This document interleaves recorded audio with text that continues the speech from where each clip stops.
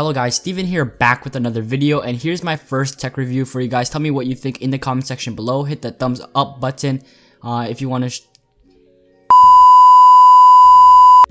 Hello guys, Steven here, back with another video, and today I'm going to be reviewing the Moto X Play, what I believe is the best budget smartphone in 2016. If you enjoy my first tech video, hit that thumbs up button and comment below. Hopefully you guys enjoy it. Let's get into it.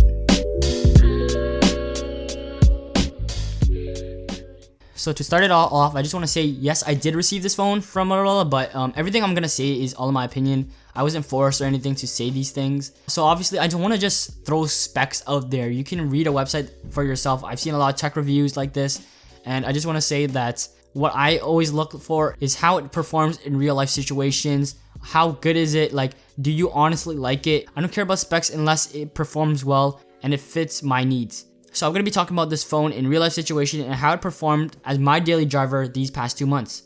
So to start it all off, I just want to say it's a fantastic first phone for anybody. I really recommend you to get this. If you really want to get your first phone, or maybe as a backup, or you're upgrading from a very slow phone, this phone is great for that because it's very cheap at only 300 to around 450 Canadian dollars. It looks very nice and is pretty snappy. The phone itself is pretty cheap, as I just said, and you can actually get pretty good bargains on it unlocked, so that's a plus. It, however, is a mid-range phone, so it isn't some flagship phone that competes with like the LG G5 and the Samsung Galaxy S7 or iPhone 6s at all. And it isn't even Motorola's top phone. Motorola, as you know, is well known for their budget phones, which perform at a high level. The flagship phone from Motorola is actually the Moto X Pure or Style, or whatever you want to call it.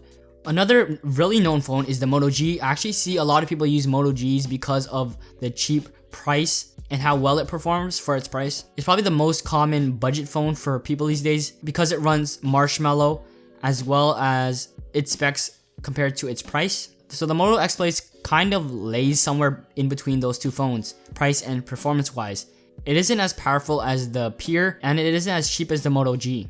Saying that, it isn't a slow phone at all. However, you may encounter occasional hiccups and freezes. I've noticed that many times during the time I've used it. Multitasking is okay with the 2GB of RAM it holds, and the gaming experience is okay, but I do notice that it heats up after a bit. With these things said, it still is a pretty snappy phone.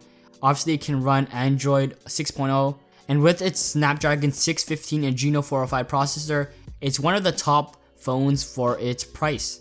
Some things I love about this phone is the software, battery, and display. The phone actually runs Android 5.1.1 Lollipop out of the box, but it is easily upgradable to Android 6.0. And what I love about it is that there's not a lot of bloatware. There's probably 2 or 3 apps from Motorola and some built-in features, but other than that, there's not a lot of bloatware on this phone. It also is almost first in line for software updates because of Motorola.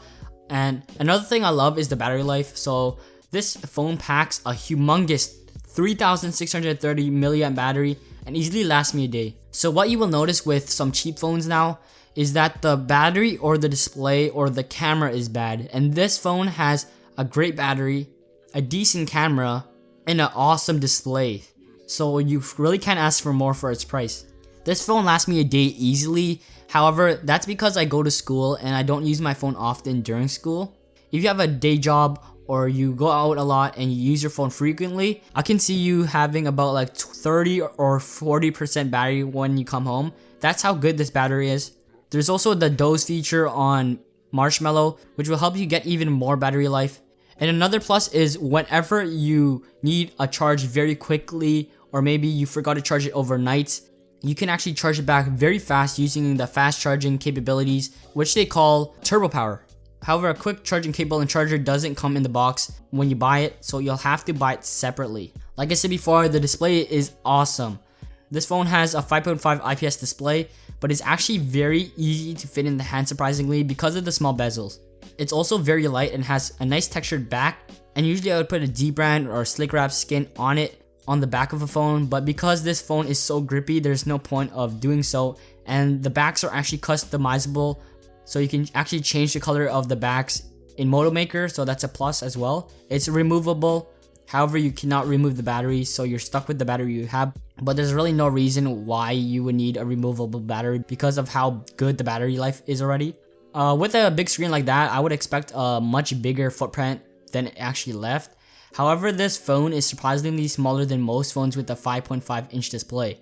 It also fits in my pocket very well because of the slightly curved back. It isn't very noticeable, but you can see that the back is kind of curved. If you put it flat on a table, the sides will be up, but the middle will be actually touching it, so it isn't gonna like wobble on the table if you were wondering. The display itself is bright even outdoors, so that's a plus, and is one of the best 1080p panels I've seen ever, packing 403 pixels per inch. There's also some other things I like the camera app. However, I don't like the camera itself.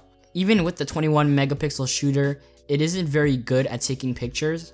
However, the camera app itself is very easy to navigate through and has a lot of features you can use, like night mode, burst mode, HDR, panorama, slow-mo, and it's the stuff that most phones have. But just because of the camera app itself, I just like the camera that much better. However, it doesn't take really good videos or photos, so I would say the camera is decent.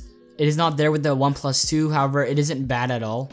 So the video can capture 1080p, 30 FPS, so there's no 60 FPS or 4K functionality. So there are some things you might like this phone is water repellent, as well as it has NFC. Some people love NFC and use it all the time, so this is a plus for you. And one thing I loved was the front facing speaker and not speakers, because there's only one front facing speaker. However, it sounded good, and at least it isn't at the bottom or the back, right? There's also one more thing I love about this phone, and that's the SD card slot. The phone itself is expandable up to 128 gigabytes. You have to buy the SD card separately, obviously, but having 128 gigabytes of extra storage is always a plus, especially when you're coming from an iPhone where you download 2 apps and you're already full of storage. So thank you guys for watching this video. Hopefully you guys did enjoy it. Hopefully I did help you make your mind up whether or not you should buy this phone or not.